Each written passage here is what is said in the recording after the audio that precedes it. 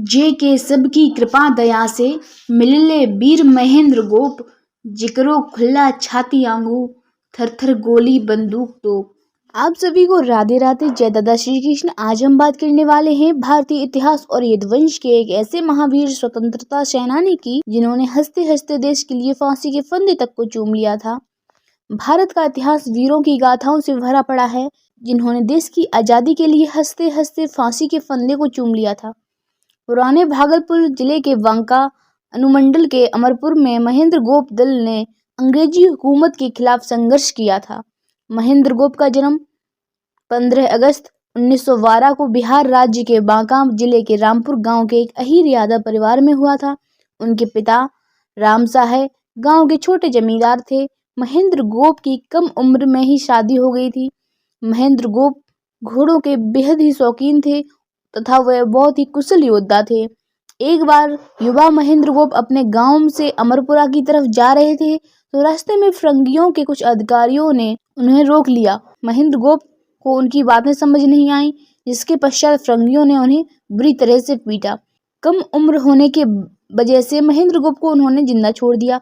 युवा महेंद्र गोप के दिल में आजादी की चिंगारी उसी दिन जल चुकी थी। उस दिन के बाद से ही महेंद्र गोप क्रांतिकारियों के साथ जुड़ गए। वो अपने तौर तरीकों से काम करते थे। शांतिपूर्ण आंदोलन में उनका विश्वास कतई नहीं था, जिस वजह से अपने जैसे अन्य लोगों के समूह तैयार किया। और आइए उनकी क्रांतिकारी गतिविधियों को जानते हैं। भागलपुर में श्री परशुराम सिंह ने परशुराम दल के नाम से एक समूह का गठन किया। इस समूह ने ब्रिटिश सरकार के हमदर्दों से बदला लेने का कार्यक्रम तैयार किया। परशुराम दल की असली ताकत महेंद्र गोप में थी, जो इस समूह के महान सरदार के रूप में उभरे। उन्होंने अंग्रेजों के नाक में दम कर रखा था। अंग्रेजों के खिलाफ विद्रोह करने के कारण महेंद्र गोप दल के सदस्यों को कई बार जेल भी भेजा जा चुका था और हर बार वह अंग्रेजों को चकमा देकर जेल से फरार हो जाते थे। बांका की धरती पर अब महेंद्र गोप दल का उदय हो चुका था। महेंद्र गोप दल अपने घोड़ों पर निकलते थे। 2-4 गोरे सैनिकों को गर्दन काट के मां काली के चरणों में अर्पित कर देते थे। महेंद्र गोप उन स्वतंत्रता सेनानियों में एक प्रमुख स्थान रखते थे जिन्होंने हंसते हंसते फांसी की सजा को स्वीकार किया था। अंग्रेज हुकूमत भी इनसे डरती थी। महेंद्र गोप अपने घोड़े पर जब निकलते थे तो 2-4 गोरे सैनिकों की गर्दन काट कर ही लाते थे। अंग्रेजों ने उनके खिलाफ स्पेशल अभियान चलाया, जिसके तहत उनको गोरखा बटालियन फोर्स को लगाया। बावजूद इसके अंग्रेज के खिलाफ लड़ाई लड़ते रहे। ब्रिटिश हुकूमत किसी भी कीमत पर महेंद्र गोप को जिंदा या मुर्दा पकड़ना चाहती थी। वह हर बार बच निकलते थे।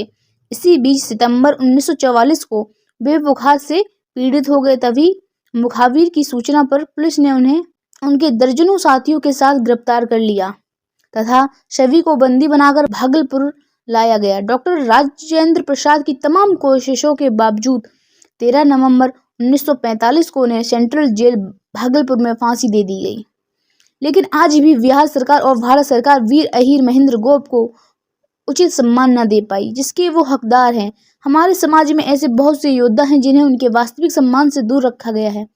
तो आज आइए साथ में सबके बारे में हम जानते हैं और सरकार से अपील करते हैं कि योद्धाओं को उनका उचित सम्मान दिया जाए, जिसके वो असली हकदार हैं। ऐसे ही हिस्ट्री के वीडियो देखने के लिए अभी हमारे पेज यदुकुल कन्या शो को सब्सक्राइब करें और लाइक कमेंट शेयर भी करें, ताकि और लोग भी भारतीय इतिहास के इन योद्धाओं के बारे में जान सकें। धन्यवाद। राधे राधे।